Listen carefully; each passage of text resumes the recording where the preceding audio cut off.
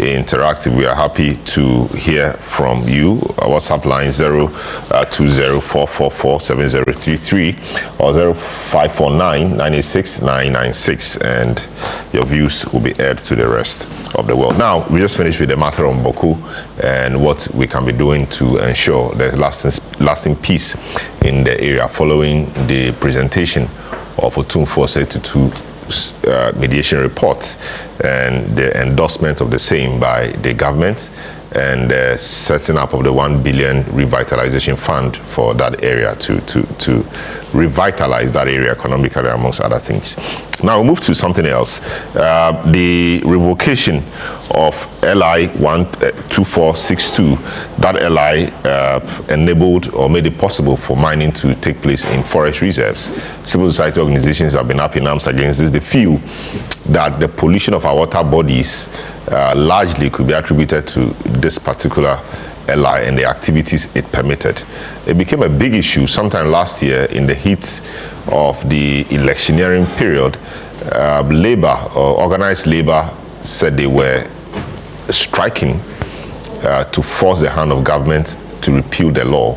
All of that happened. Government tabled a repeal bill, but that did not see the light of day for various reasons. Fast forward, new administration, they amended a portion of that law. Civil society said, no, this wasn't what we wanted or you promised. Now, finally, the minister laid before Parliament the repeal bill that's matured, and so the LI 2462 is no more. Civil society sees this as victory. They are celebrating it, but they are cautious, or they are quick to add that the repeal alone will not solve all problems of Galamsey and water pollution.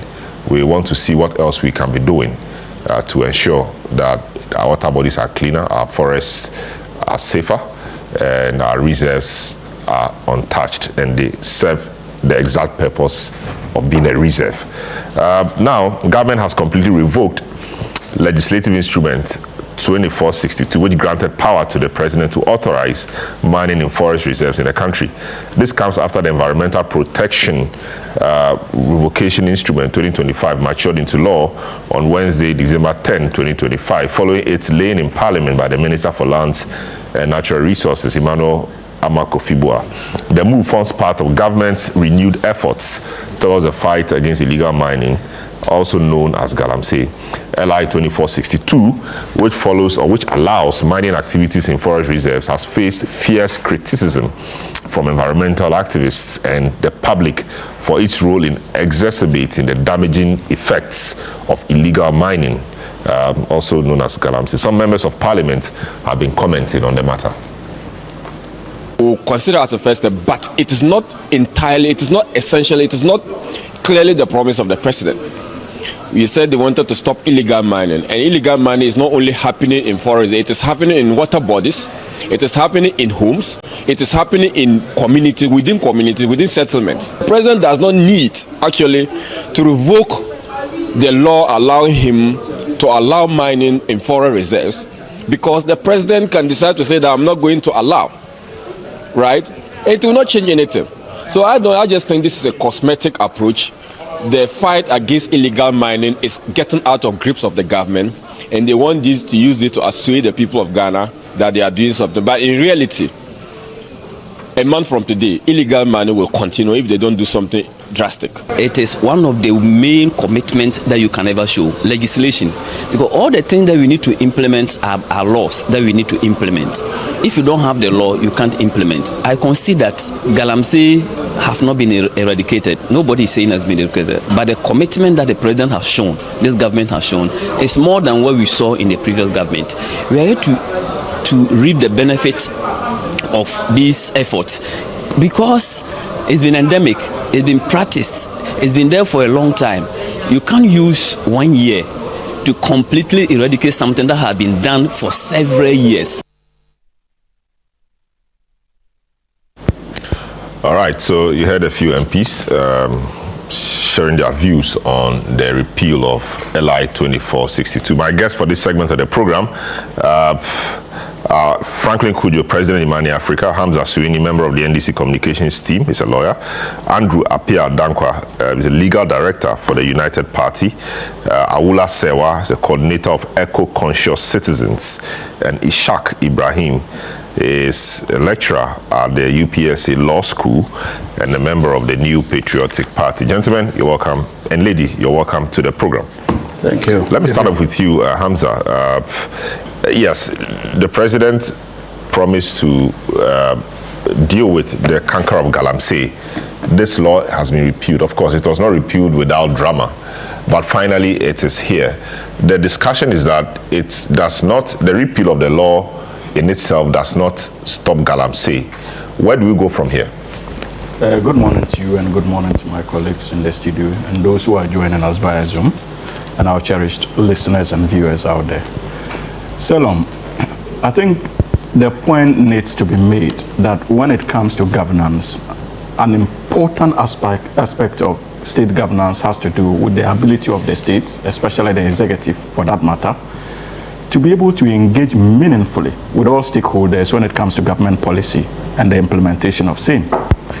And in opposition, this government led by His Excellency President John Dramani Mahama, whilst we were campaigning to be elected as the substitute government, we made certain promises. And one key promise that was made had to do with the promise to repeal LI 2462. Undoubtedly, upon assumption of office, many shades of opinion were brought to bear in terms of the direction government needed to go in relation to that particular LI. There were those who were of the view that indeed government should consider a repeal of the section that granted access to mining in our forest reserves and proceed to preserve key aspects of that particular legislation, because they were of the view that the legislation in its entirety wasn't really that bad, but the aspect that had to do with forestry, access to forestry, was the major concern. And so that dragged on. And as a government that ought to listen to the people and engage all stakeholders, at that material moment, it was not prudent for government to be hasty in its decision, especially when it was going to be having far-reaching consequences as far as not just our forest protection was concerned, but to a very large extent, even our economic reliability as a country or fortunes. And so government needed to take its time and actually consult widely. And that is what we have done on this matter. Government engaged with all the major stakeholders. And we have reached a stage where we are convinced that the only way to get out of the woods, as far as a particular LI is concerned, is simply to repeal it. And we have done so.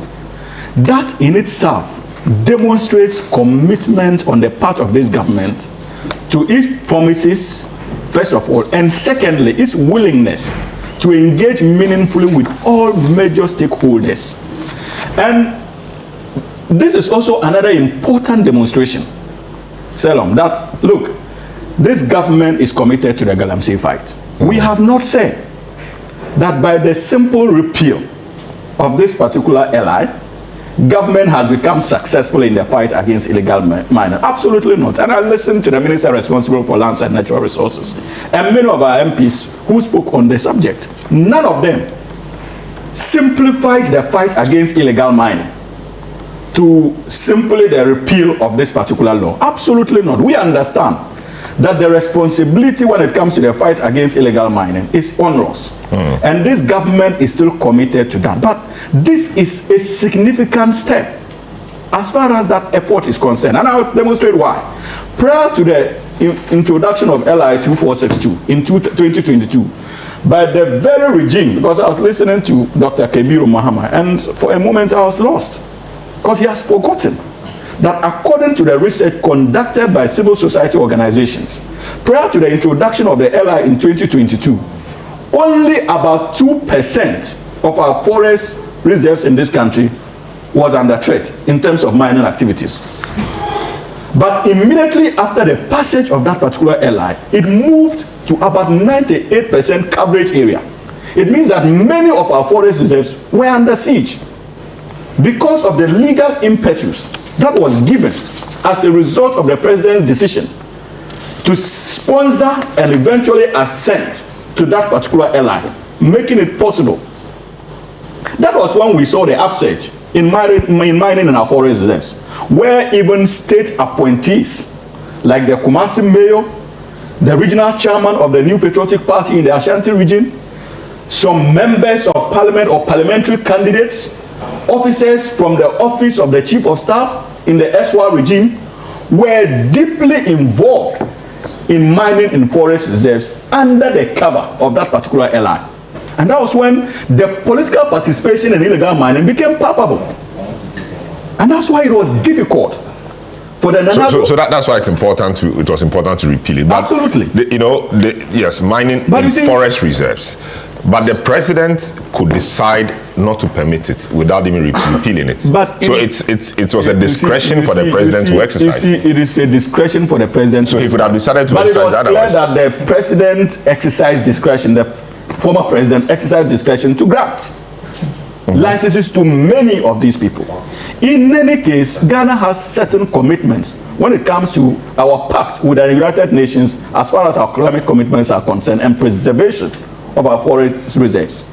And so many of us argue, even in opposition, that this particular LI constituted an affront to these pacts and an unwillingness on the part of government to stay committed to these international agreements and treaties. We made those points, Salom. And so, look, as for political power, it is important for you to appreciate that there's the tendency for politicians to want to abuse power. So to an extent that there was a legislation that empowered the president to grant, there's always a tendency for the president to be swayed in favor of granting and support his actions in law, because there's a law, legal basis to do so.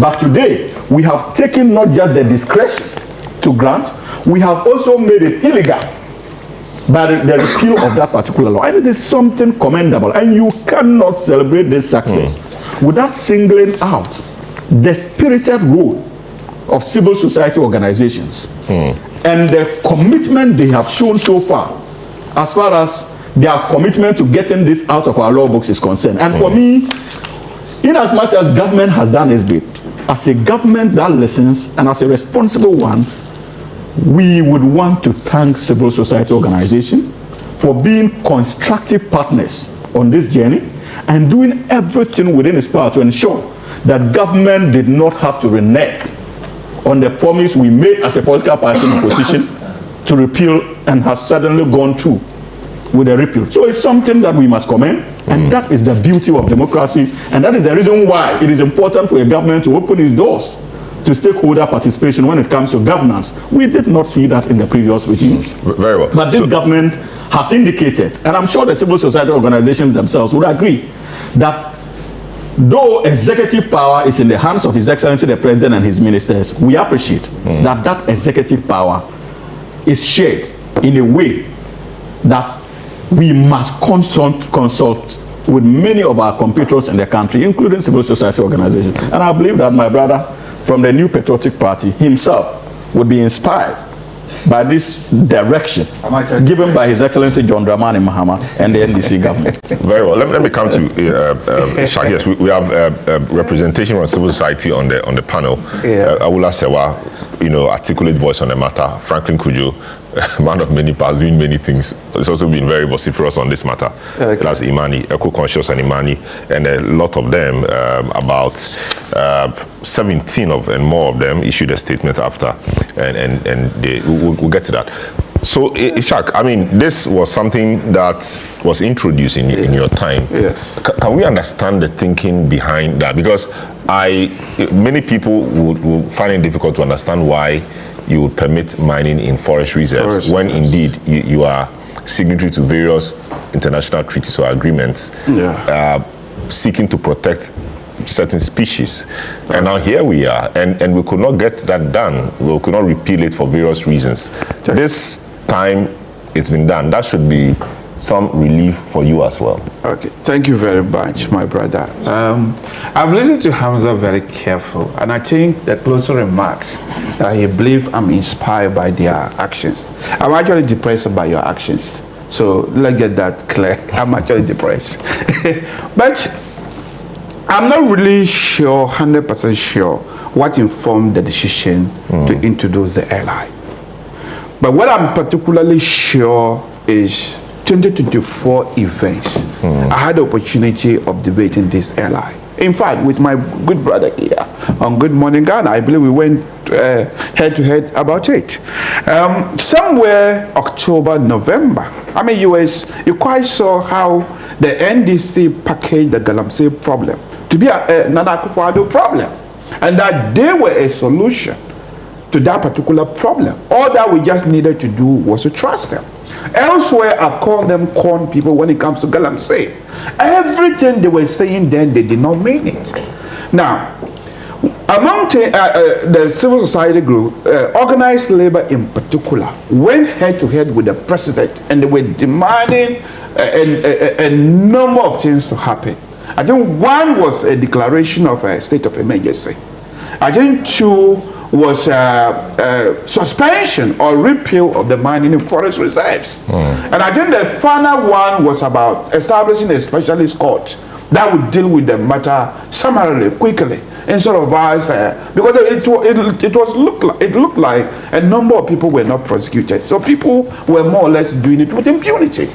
And I think the president responded very well, at least to the satisfaction of organized labor. Because the first action he did was to establish, to have a conversation with the Chief Justice, to establish those specialist courts. And civil society were happy with it. And then the next one was he actually suspended mining in forest reserves, but said that the repeal would be done when Parliament were successfully recalled. Because the NDCs had attempted to steal Parliament. And we had a crisis in Parliament. They attempted to steal Parliament? Well, yeah, they tried to claim majority. When under the rule, there was no way they could claim majority. And they were in bed with the then Speaker of Parliament. No, but so, you say they tried to steal. I'm not sure the context you're using it. Following precedent in the case of the former MP. Well, it's not every precedent. No, wait. Until the precedent is unsettled. Yes. It's unsettled. Yes. I mean, that was what they had. That was what they were not following any precedent. When we say precedent, for me, when somebody says precedent, I mean when something is binding. What Professor McQuaid did in the past, we're not binding on them. And this particular one, you can actually distinguish if it is even precedent at all. To say that the circumstances at that time were not like the previous circumstances, but that's not where my main point lies. But my main point is that he suspended the mining in forest reserves and said when Parliament returned from whatever crisis, if you want me to put it that way, crisis that was manufactured, they would have the opportunity to repeal it. And the final one was a state of emergency. He appealed to them that, so state of emergency was what he didn't declare. But he reasoned with them that we are just almost about to have election. If we were to declare state of emergency, it will have certain unintended consequences. And organized labor understood them, understood the president. And then they called off the strike. And what did the NDC say? The NDC said mining in forest reserve and Galamsey in general was an existential threat.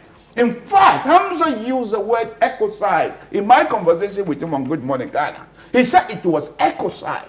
There was a need to bring it to an end. I heard the now education minister saying that state of emergency was needed and that repealing it, we needed it immediately. I heard many of them saying it. Now, the good people of Ghana punish us, either rightly or wrongly. They said, no, you were the right people to deal with the problem because you presented it and marketed it so. They gave you power. What did you do with it? One would have expected that if something is an existential threat, something you describe as ecocide, the equivalent of genocide in humans, if it is existential threat, a responsible listening government that was whipping the then government in opposition, that would have been the first act. That would have been the first act. You will not even stammer. But what did they do? Because they had no plan. They celebrated their 90 days. When we said these were low-hanging fruit that you were celebrating, the heavy lifting was, one of them was repealing the LI in forest reserve. What did they do? They attempted to amend. And if you look at that conference that President Mahama had with the civil society, I mean, read his body language. It looks as if Galamsey never bothered him. Because over there, he painted a picture that actually depresses me. The picture he painted it's like Ghana doesn't have the capacity to deal with it. Because he said that, look, there's no need to declare a state of emergency. Because, what was the reason why he said there was no need to declare a state of emergency? One of them was that there is a team that told him state of emergency were not needed. Another reason is that there are more tools for him to use before state of emergency. If there are more tools for you to use, wouldn't you have used it from day one if it is an essential threat? The very day you take over power. Using them, right? Well, if they are not working, because we had a report that the turbidity level of the water had gone much higher than when he took over. And we're told by Ghana water companies that tariffs will be increased because of the extra costs they are incurring. So if you're a president and you say there are still tools left, why didn't you use those tools? And when it comes to the LI, you said you were going to amend it.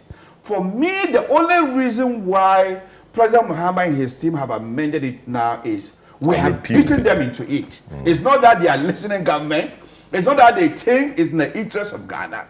It's because of the opposition they have met from the MPP in particular and civil society. But will you admit, we are holding them accountable. Will you admit that, this is why the repeal is happening. Will you admit that the repeal that has happened obviously is a positive step for the fight against Galamsey? Will you admit that? It will help, because that was what everybody agreed, that people, the mining and foreign reserve, even though it was intended for the best interest of Ghana, people were misusing it. So of course it will help.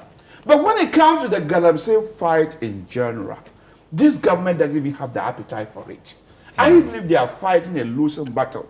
Because what will you say about the government referring some of its senior persons to Iyoko, who were said to be involved in Galamsey? That is some political will that shows that the government is serious about fighting this. We didn't see that. What is that? Oh, we didn't see that. I thought there were some people who were referred to Iyoko or the investigative bodies in respect of this. No. NDP time, there were people who were investigated. It's just that they were clear that they had done nothing wrong. Yes, people were investigated. I see. And what is the outcome of those they have referred so far? The biggest thing that plays on everybody's mind is the Frimpong Boateng report and what we did with it. So that is something we'll have to deal with for many years to come.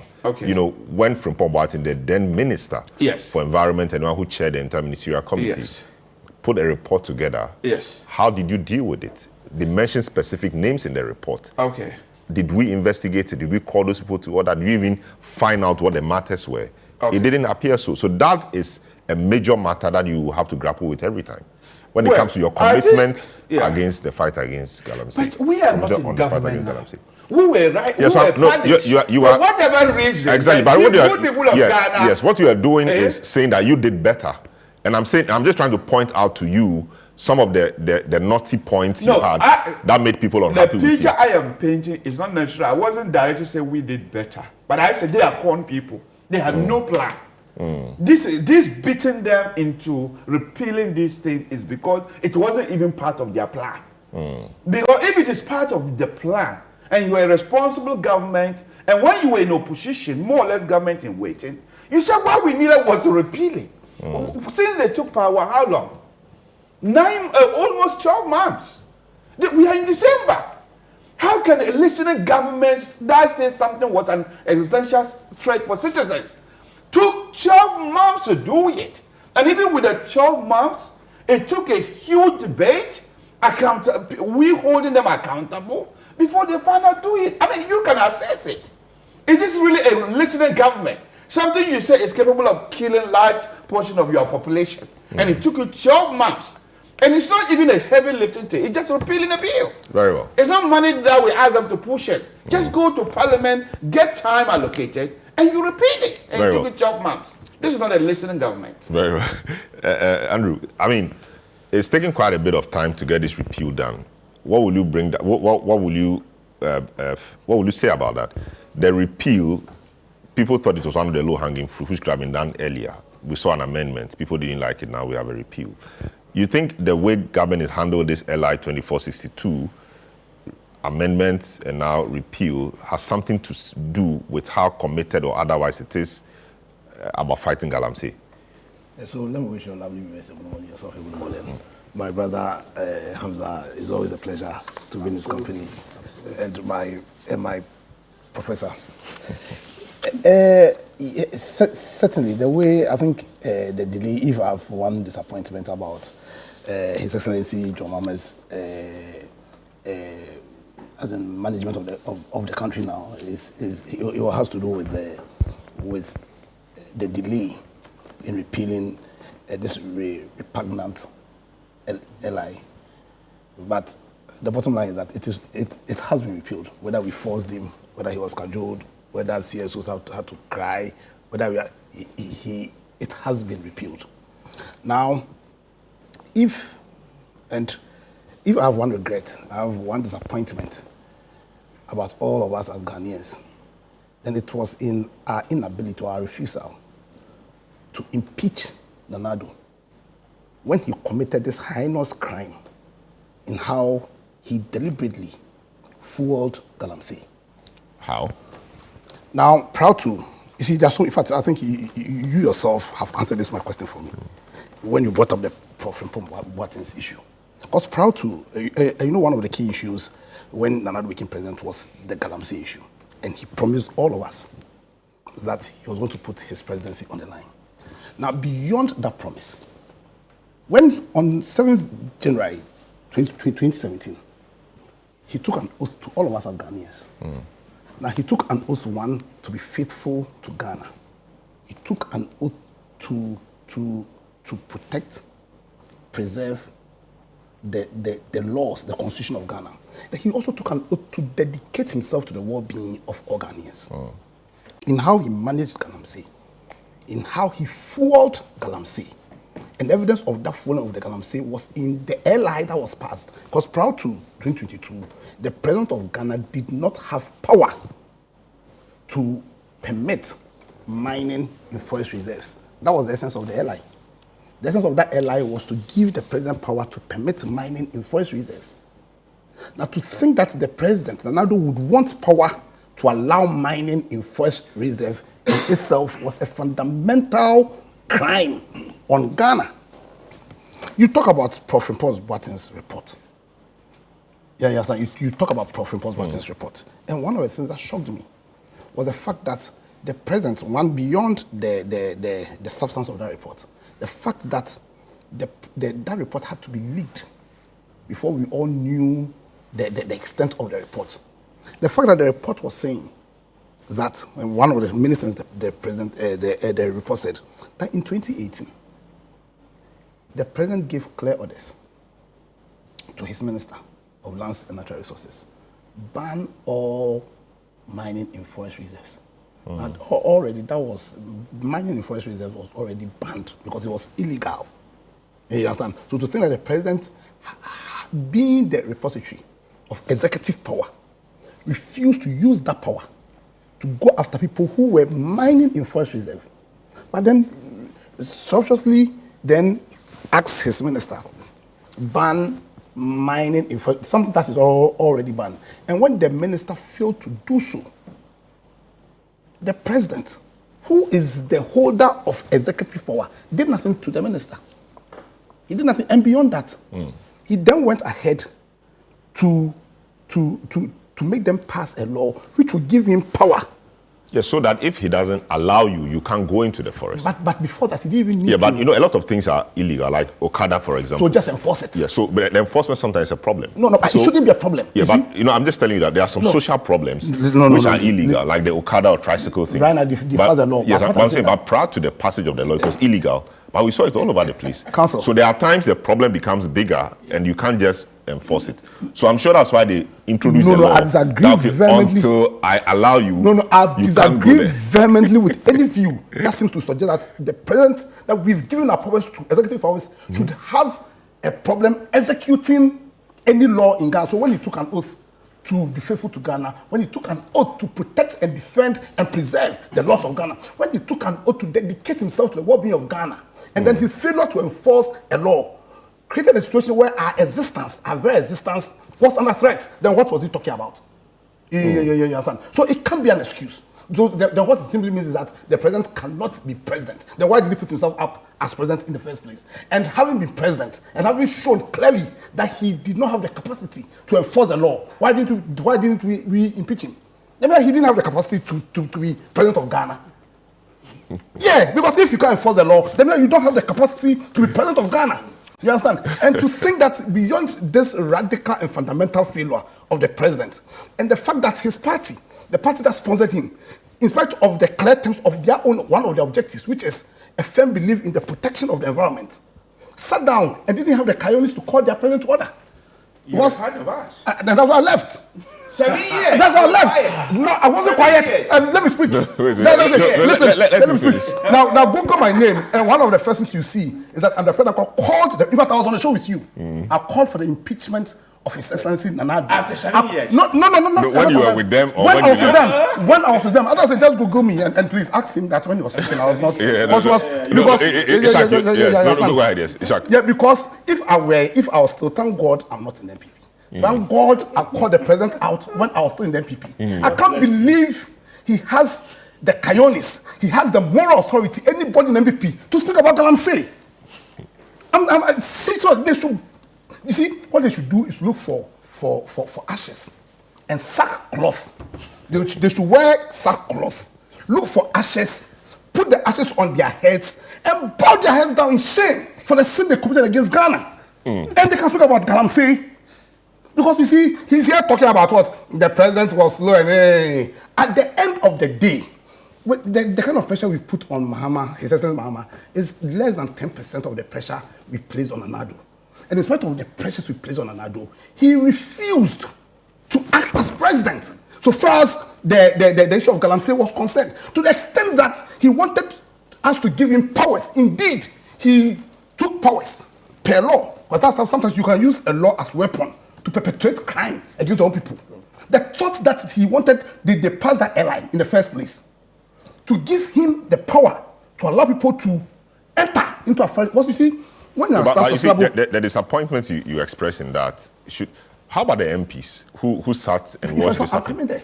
The MPs are also there. So don't blame the president alone. No, I blame the president. No, they could have stopped it. That's why they are there. That's why they are there. Because there's something fundamentally wrong with our governance structure. There's something fundamentally wrong with it. So we run a system where we say the political parties, first of all, sponsor people to become president. So first of all, if you're a political party and you sponsor somebody, the person is running his presidency or is running an agenda which is contrary to your party's stated agenda. The party, first of all, ought to call the president out too. We say we are running separation of powers. That's what our constitution is saying. And we say we are running separation of powers. And the duty of parliament is to serve as a check on the executive. Council, is that what we see in Ghana here?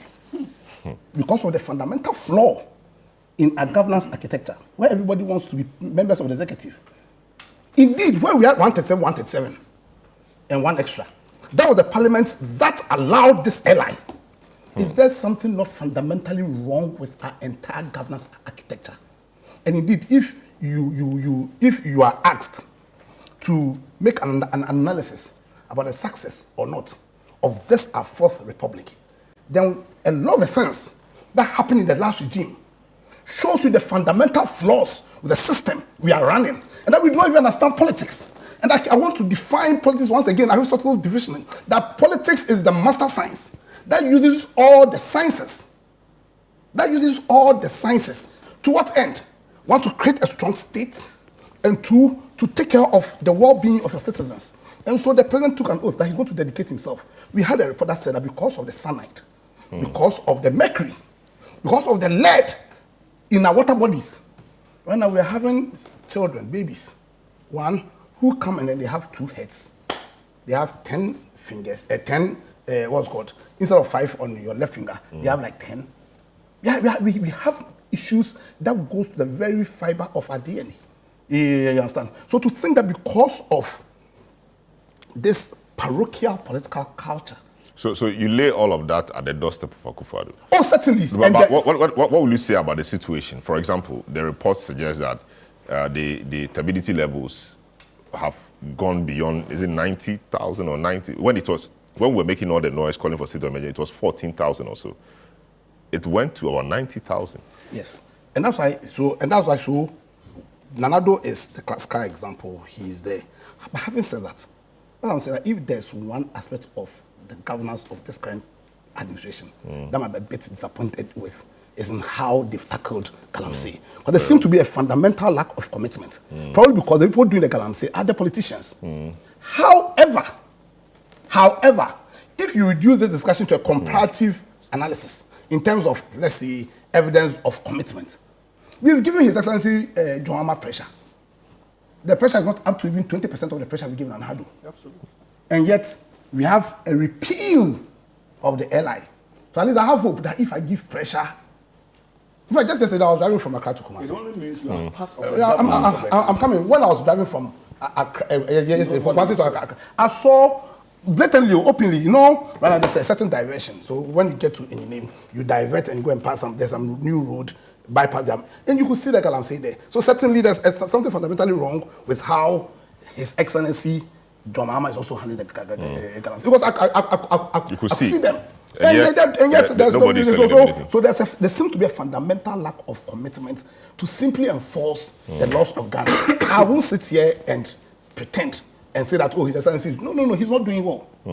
But I'm saying... So will you call for his impeachment too? No. And the reason why I don't call for his impeachment is clearly he has commitment. So rather I'll look at his strategy to fight Galamsey. What do you mean by commitment? So do you want to fight this or not? So Now, you just said you saw it by the road. I mean, it's happening. So you yourself say, Broad daylight. there are so many issues that we don't have, but at least there is a commitment to fight them. So that people are finding ways. You understand? Now he has brought a strategy. I disagree with the strategy. In fact, when we the UP, our position one was that first of all, they should even ban all small-scale mining. Now that's very different from John Mahama. He thinks that he can use NIMOS to fight it. We felt that yes, he should call for a state of emergency. He's saying that he thinks that he has enough powers to fight Galamsey without a state of emergency. But if you do a simple comparative analysis, just even with this repeal, you can see some commitment at fighting. Maybe the issue has to do with the strategies they're using, and that's why I'm saying that. No, the way you're on fire now. No. You let's finish this. So my issue is, unfortunately, right now, and the people of Ghana should take this battle in their hands, because we have the biggest opposition party who simply do not have that moral right. So now so Ghanaians should own it. So the CSOs, yes. United Party will lead for the CSOs, and that we all come together, the media, and then fight. Great. Right now, I'm telling them, go and look for sackcloth, go and look for ashes, wear the sackcloth, put the ashes on your head, and bury your head in shame because of the crime we did to this country. You can sit here and talk about. Just write it down. I'll give you a paper and a pen. Yes. All right. So you said citizens must rise and fight. Yes. Eco-conscious citizens, CSO, civil society group, one of the very articulate CSOs on the matter. Ola Sewa is the executive director of Eco-conscious Citizens. Good to have you on the program as always. You guys appear to be on some honeymoon following the revocation of the LI 2462. But it does appear, of course, it is the case, that is not the end of the road. Are we not celebrating this repeal too much? Good morning. Thank you very much for having me, and a good morning to everybody in the studio and everybody contributing to this program. First of all, we are not on a honeymoon program.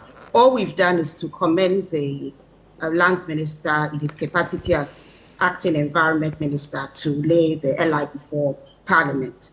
And that is all. We are not celebrating, because let's be absolutely clear. As has been said, we face an existential threat. We're on the verge of an ecological catastrophe. Why has it taken so long to repeal LI 2462 when in opposition? It was being touted that we'll repeal LI 2462. We will do this, we'll do that. We're able to promptly repeal the EI levy. We're able to repeal the betting tax, which did not cause an existential threat. So we are grateful, But what we are saying is that all LI 2462 is doing is protecting our forest reserves. What needs to happen is that we need to, first of all, strengthen the Forestry Commission so that the guards are well equipped so that they can protect our forest reserves. And let's be clear, this is not the time to be doing NPP, NDC. Both have failed Ghanaians when it comes to the environment. Both have a case to answer. What I would say is that in the beginning, you said it yourself, Stella, there was drama. What was done at first was to try and pull the wool over the eyes of Ghanaians by amending LI 2462, knowing very well that all the amendment would have done was to deal with a very small section, globally significant biodiversity area, not the whole of the forest reserve. But anyway, be that as it may, we should be moving back. It's just learning from the past. So we are saying that LI 2462 has nothing to do with illegal mining. It's about state-sponsored destruction of our forest reserves. It's about the state purporting to give licenses for our forest reserves to be destroyed by big mining companies. What we need to do now is to go head on and face the existential threat. As we speak, the Ankobra River is still diverted. Many of our water bodies are diverted. As we speak, there's illegal mining going on. NAMOS is not well equipped. They don't even have a dedicated phone line that you can call them. But you don't even have to call them. We all know where illegal mining is taking place, and nothing is being done. As I speak in Atronsu, the activists who are trying to protect the only source of drinking water there, the Atronsu stream, they rather were arrested by the police and they are being prosecuted. As I speak, they tell me that last night illegal mining was taking place in Atronsu. The police have not acted. The MCE has not acted. The assemblyman said that he had removed the motherboard, but whether it was removed or not, the illegal mining is still going on.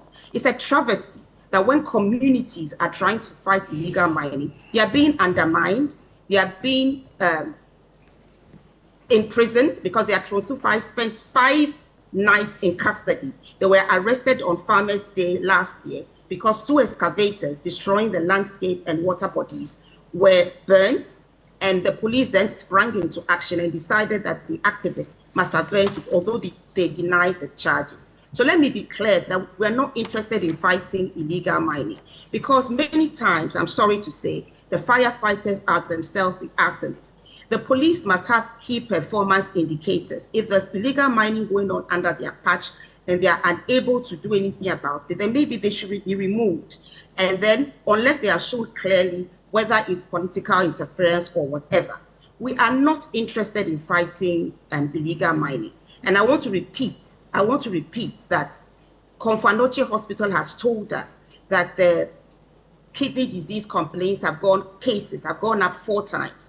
We know that there's a rise in maternal death, deformed babies. Scientists have told us that because our water bodies have been poisoned, and let me say this, even when the water is clear, it doesn't mean it's safe because mercury, arsenic, and so on and so forth don't have a color. Our food is being poisoned. It's not just our contumely, our tubers, and so on and so forth. So any government that is more interested in e-levy and in betting tax than in safeguarding Ghanaians, I just don't know the words to describe such a government. But yes, we are grateful that the LI 2462 has been finally repealed. But let's not celebrate because it has nothing to do with illegal mining. It has to do with state-sponsored destruction of our forest reserves and water bodies. Because as has already been said, a lot of water bodies find their source in forest reserve, such as Atiwa Forest Reserve, which is still under siege.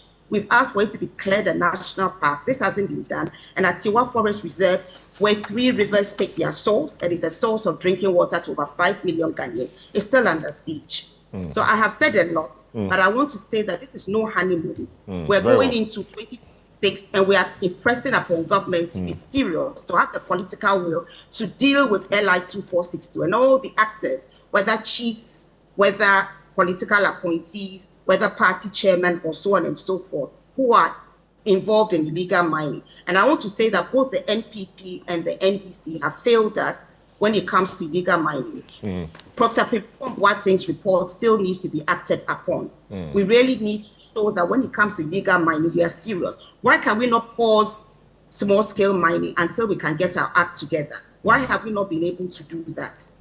And why can we not declare a state of emergency? It beggars belief that if we understand that there's a national emergency going on, our water bodies are being poisoned, water is life, yet we are reluctant to declare a targeted state of emergency.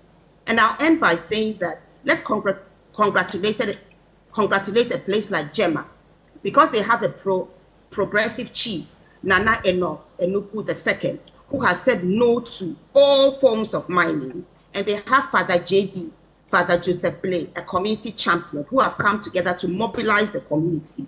There's no illegal mining there. When it takes place, they patrol and they arrest the illegal miners, even if the police promptly release them. There's no illegal mining there. And they've set up a cooperative farming, because they understand we cannot eat gold, and we need somewhere where we can have organic food, free from pollutants and free from mercury and other heavy metals and toxins.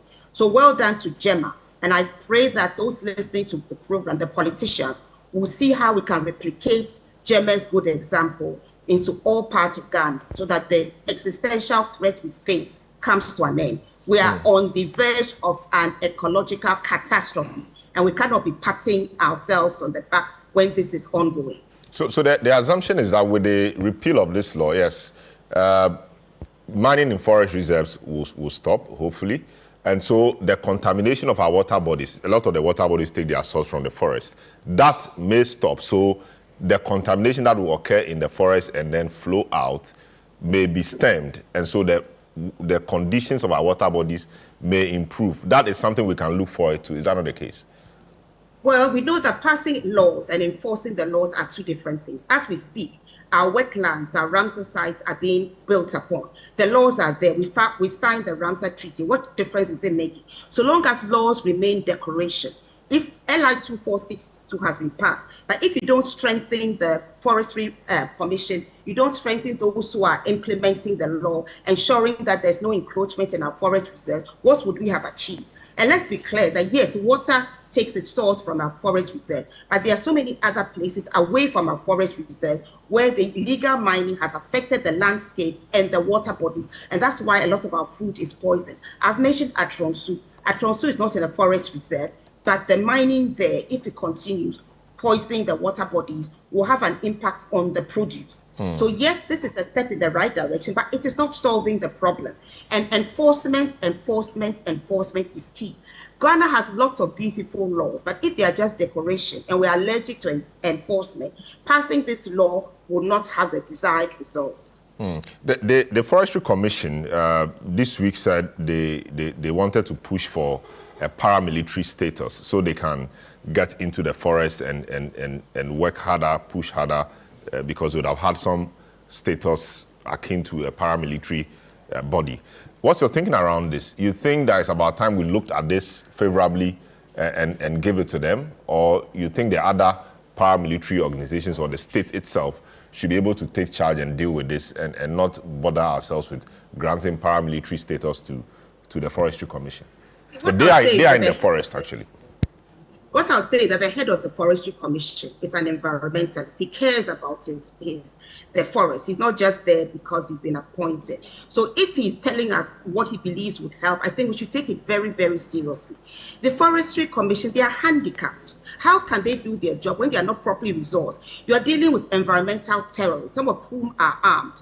And what do they have to protect themselves? So I think we should take what he has said seriously. And we are also urging the executive to repeal EI 144, which has declassified parts of Achimota Forest, the only remaining forest reserve in Accra. So we are appealing to the executive. If you are serious about the environment, you don't need anybody, just the executive on its own can repeal EI 144. And yes, whatever the Forestry Commission is asking for to protect our forest, they are on the ground, they know what is needed. For heaven's sake, let's give them what they want and then hold them accountable. And I believe that if we properly resource them, give them the paramilitary status that they are asking for, they will protect our forests. There's NIMOS. NIMOS is due to receive some 150 million cedis in the next budget. I mean, next year when the budget implementation starts. That's supposed to be NIMOS's job. NIMOS has military people leading it and working hand in hand with Forestry Commission, etc. Granting Forestry Commission paramilitary status, won't that be duplicating functions, militarizing our institutions too much? You know, NIMOS is to deal with that. Government has voted some money for them for 2026. How about we advocate for the money to be released to NIMOS, we hold NIMOS accountable, push them to do what they have to do, rather than pushing Forestry Commission up to have a paramilitary status? You see, what I would say is that Forestry Commission is already mandated to protect our forest reserves. What they need to have to protect it, I'm not an expert. They are there, they are on the ground, they know what should be done. I think we should listen to them. Coming back to NIMOS, NIMOS is woefully under-resourced. How can we be serious about NIMOS protecting our landscape when we are not resourcing them? You've talked about 150 million, hooray! But what we know is that NIMOS was never set up to really do a good job. You don't even have a dedicated number that can be called. Time and time again, NIMOS has had to retreat because they were not properly resourced. So what we need to do is to resource NIMOS. I'm not quite sure that having a central body is the right thing to do, but as I said, I'm not an expert, and the experts should do what is right. But I don't think that we should stop the Forestry Commission from being properly resolved so that they can do the work they are mandated to do. Coming to NIMOS, I believe that if we want them to do any work, it's not just the 150 million. I'm not an expert, I'm not quite sure about that, but they need more boots on the ground. When Atronsu was being besieged with the illegal miners, 3 excavators were there. We tried to reach out to NIMOS. NIMOS was never able to go to Atronsu. There are other areas where NIMOS, even though they don't have a dedicated number, means and ways have been used to get hold of them. They haven't been able to do anything because, as I said, they are under-resolved. We need to have some shock and awe. NIMOS needs to be going to different areas at the same time to get rid of the environmental terrorists. Time is not on our side. We're on the verge of an ecological catastrophe. Our river bodies, as we speak right now, Chanfans are on them. Why isn't NIMOS doing anything about it? Why can't we have the full army, armed forces, Navy dealing with the existential threat we are facing? Because we are not serious. The political will from where I am sitting isn't there. Very well. Franklin Kujo, president of Imani Africa, they have been busy on Galamsey and other things, but we're dealing with Galamsey today. Franklin, yeah, so it appears we say the right things, we know what to do, but doing it is a problem. Like Andrew said, driving from Kumasi, he saw illegal miners by the road doing their work. Everybody, once he saw them, a lot of other people in power who have the power to do what they have to do saw them too. What is the problem? Yes, political will. Why is it difficult to tackle this problem? Yes, acknowledging the fact that finally LI 2462 is being repealed, which is good. But beyond that, why can't we have the political will to deal with the matter? Well, I'll just say 1 or 2 words: vested interests. You know, anytime you find out that there are clearly laid down rules or procedures to solve a problem, and it's not being solved against all the noise that you hear from people in power, indeed, even activists. You ask yourself, what exactly is at play here? Often when you go and look, it's essentially what I'm describing, vested interest. I mean, I am mortified to think that for a very long time, I've not been listening. I've actually not been paying attention to you, but I didn't realize that the Galamsey issue was still ripe, right? I mean, I'm surprised. That you've been busy with lithium and other things. I've been doing lithium, and I'm worried, and I'm not hearing that. Oh, Galamsey is actually multiplied, right? This is really worrying. As I said, there's only vested interest. It is only people who are benefiting who will be partaking in this what I call the illegal trade. So I don't know what word I should use again, any adjective, but I feel very sad. In fact, very sad that this thing is still continuing. I hope that we'll find common sense one of these days to say, look, enough is enough. It appears as if people who are not directly impacted right now believe that look, they really can't. I don't know what word I should use. I feel very kind of simple. I'm trying to look for an adjective, but anyway, whatever it is, I think the Madam has spoken enough about this matter. People have spoken about the fact that the previous administration almost behaved like what some elements are behaving, some people in government are behaving today. But seriously, I think President Mahama, anyway, I believe that he really wants to stop this stuff, right? And if he did, if he wants to stop it, if you look out for those vested interests within the party who are actually having this thing, who are actually behind and making this thing continue as a lucrative business. I worry greatly that I hear a number of MPs, some MPs have been named. Wasn't this MP that was said to have visited some land that he thought belonged to his parents or something? And all of a sudden, I think he was freed not long ago. But look, about the vested interest, I don't know what else I can tell you. If it is not, if you can repeal the laws, you can repeal all the laws you want, but if you don't follow it up with, should I call it a real action, I don't think any of these things can be solved any moment from now. I don't know, but seriously, the president must have his team. The team should wake up and start doing some serious work. I think maybe what can be done is to maybe we should just have a KPIs for the sector minister and the most people and all of that. If they don't get these things done within a certain period, then we can begin to question them and ask them to probably leave their positions or leave their work. Otherwise, what are we really doing? I mean, I don't understand what we are doing. It does appear that where there's community action, they make some progress. So, yes, how can we encourage more communities to stand for their rights and see if they can, I won't say confront the illegal miners, but work to ensure that illegal mining activities don't go on in their communities? Is there a way we can do? Because the few examples we have, as Awula said, I mean, those communities have done well with their chiefs, etc., to drive out Galamseyers. And they are the same community people. So once they come at you, you know you will not succeed. What can we do to multiply or replicate such examples across the board? Well, I can understand why community involvement is key, because obviously you can't have a strategy from Accra and hope that once you land in the community, it will all start working. I mean, Madam Wola has actually mentioned some examples, and I think I saw them. So people went into an area and they were almost lynched, right? So I think community involvement is key.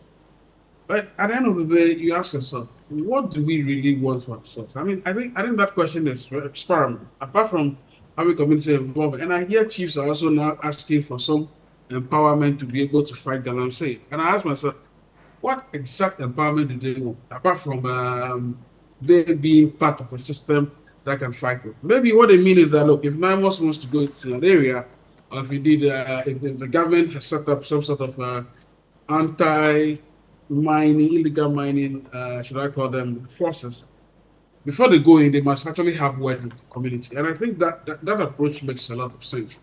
I don't know about this community Madam Ewola mentions, but I think we should steer it and then find out how best to solve this matter. Otherwise, look, we would all be run over very soon. And I just don't understand. I mean, an intelligent state like this should not, well, we pretend to be intelligent, by the way. An intelligent state today should not be countenancing the things we are discussing. Very well. Seriously, great. I don't know. Yes, Richard, a quick one. On the paramilitary status thing, you are a security consultant. You deal with matters like this. What do we do? Do we allow Forestry Commission to have that status because they are in the forest? They ensure that the forest is safe, clean, etc. Or you think that another body is already equipped to deal with this, so we don't risk, duplicating functions and militarizing a lot of our bodies, which in the end may be counterproductive? What do you think? What will you suggest? Before NIMOS was formed, and because of the prehistorical background and the issues Operation Vanguard had, empowering the Forestry Commission law enforcement officers or the task force came up for a discussion. Some school of thought believe that some operational teams should be added to them and some level of capacity should be built. Then there was another school of thought that says that let's set up NAMOs, predominantly led by military officers. Then there was the last school of thought that says that let's have the IGP special operational team on the ground so that they could complement one another. And so you realize that when the new government came in, when the NDC government came in, IGP Yohanun set up a task force and they were into the activities of preventing Galamsey activities. And because of resource mobilization and distribution of same, the second school of thought that says that let's put all together so that we can have a unified front, which is NAMOs, that they can have access to all the resources and be able to do the good job. We came to that conclusion. So that is what it is. If that discussion of the forest task force being empowered, we will need to look at it again, because when it comes to setting up a task force, there are a lot of things that goes into considerations. And even the background, one of the core ones is the background of those we are calling forestry task force, and the nature of activities and what they really wanted to do. Other than that, we might be complicating things and we might be creating more problems instead of resolving it.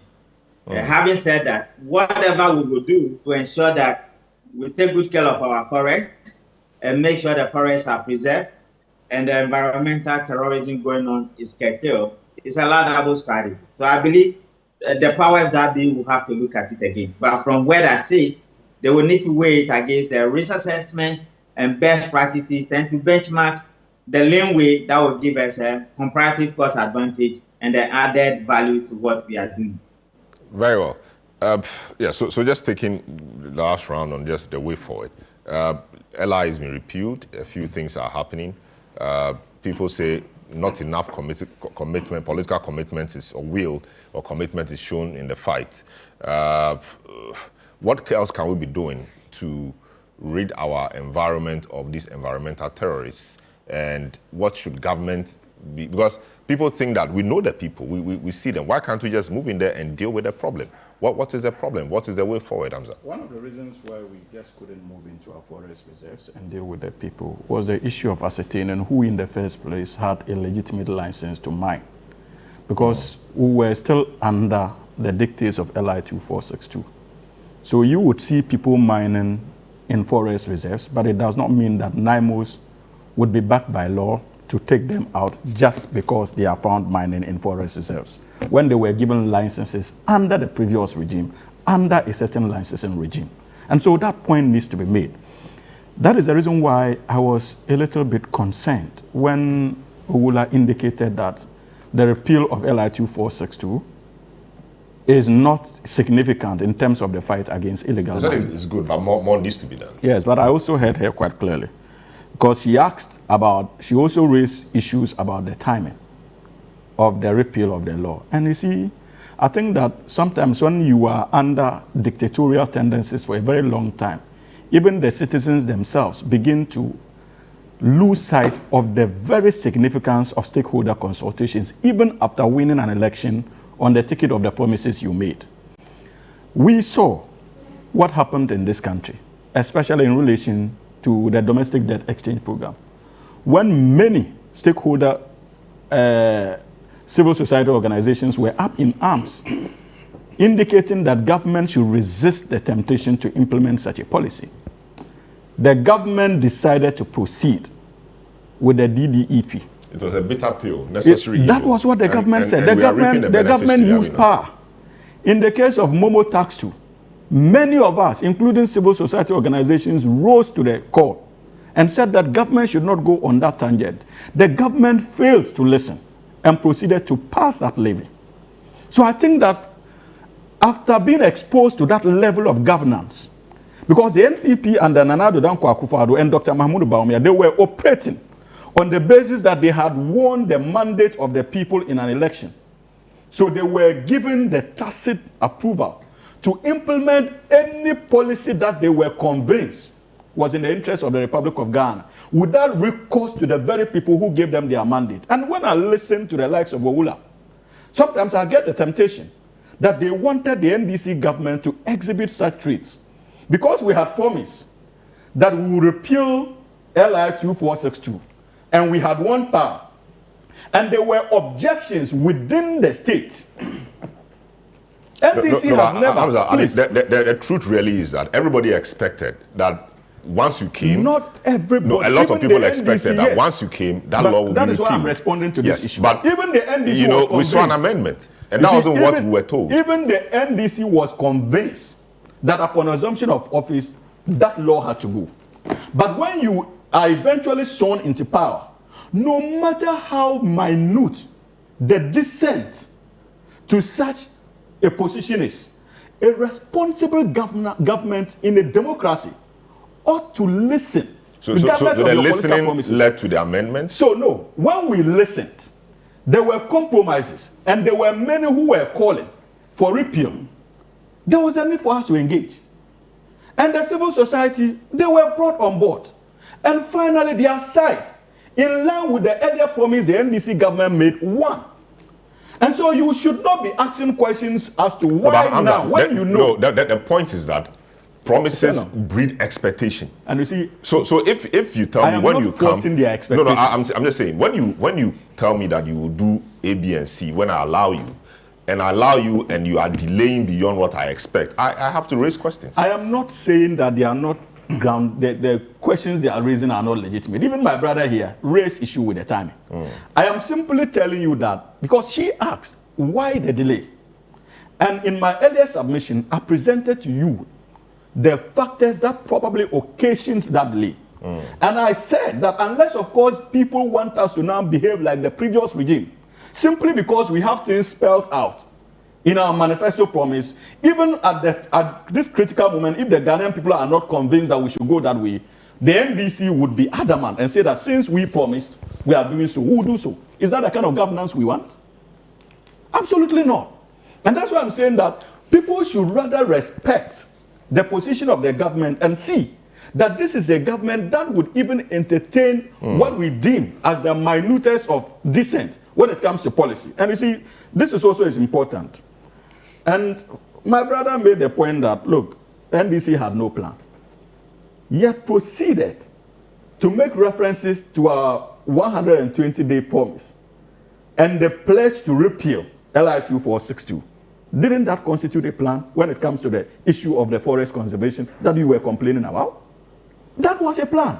But there was issues with the implementation of it. So you cannot say that there was no plan, especially when consultations are strange to the politics of the NPP, like I indicated in the case of Momo Levy and that of the DDAP. And you see, Salom, this also is important. Ola also says that both governments have failed. That is palpable falsehood. You simply cannot liken an 8-year failure to less than 1 year in government. That is an 8-year failure under the New Patriotic Party and less than 1 year in government under the National Democratic Congress. When it is clear. Are we saying that a 1-year-old government cannot fail at something? We have a 4-year mandate. We have not failed. And that's the point. I'm just asking a general question. This on one breath, she's commended government for eventually getting this thing done.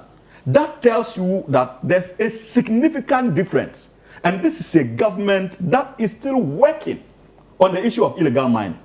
She has made references to NIMOs and their operations. She has seen the Forestry Commission today on the ground like never before in the last 8 years. She has seen, for the first time, civil society organizations being partners as far as the fight against illegal mining is concerned. Not long ago, His Excellency President Mahama engaged all stakeholders in the mining sector, including civil society organizations, at the presidency. Did we see that in the last 8 years? Unveiled government plan, gave them an opportunity to critique it. In fact, in that particular meeting, the Ghana Journalists Association president got up and agreed that based on what they have been presented to, he can now understand why government should not be looking at the declaration of a state of emergency. Many other civil society organizations in that particular meeting indicated that government should hasten slowly. Yes. So, on the declaration of a state of this is important. Yes, but so it's important. But it is not. Yeah. So I everything is important. Yes. When Hamza is talking, everything. When Hamza is talking, everything is important. Yes. So beyond this, we still have illegal mining going on. Yes. What do we do next? You see, that is why we are saying that it will be unfair to expect this government to deal with all issues of illegal mining under 1 year. We have shown commitment in various forms, and these are the commitments I am enumerating. And even as a government, we are clear. We know that because of how deep the issue of illegal mining is and how pervasive it has been in the years, over the years, it will be difficult for us to confront it fully in a matter of a year. Very well. People must begin judging us going forward. And so that is why I have a problem with the outright condemnation that both governments have failed. So the stability levels are not improving. What are they canvassing for today? No, but at least you are still in power. So there's hope of salvaging. There's still hope of salvaging the situation. We have to be careful with some of the commentaries we run. Yes, so I'm saying that how do we get better? The stability levels are not improving. As far as we know. You see, that was another palpable falsehood. Indeed. From the Ghana Water Company? No, not from the Ghana Water Company, from them. No, it was 14,000, it became 90,000. Indicated that in terms of the stability levels, some water bodies have improved. Is that not the case? Some have worsened. So it is not fair to lump them all together. Lump everything together that's a fair point. That's a fair exactly. point. So this is a government that has shown transparency as far as the issue of illegal mining is concerned, and unmatched commitment if compared to any other government we've had under the 1992 constitution. Very well. Under the 1992 this democracy. So Ishak, what's the way forward? What should we be doing? LI 2462 there have been a number of things that have been said that I need to correct. So to do that correction quickly, then we make progress. Look, Hamza, you campaign on change. And whenever you are confronted with a change, you visit the past. And as I said... But shouldn't you know where we are coming from? No, so we chat. Yes, but madness is saying it is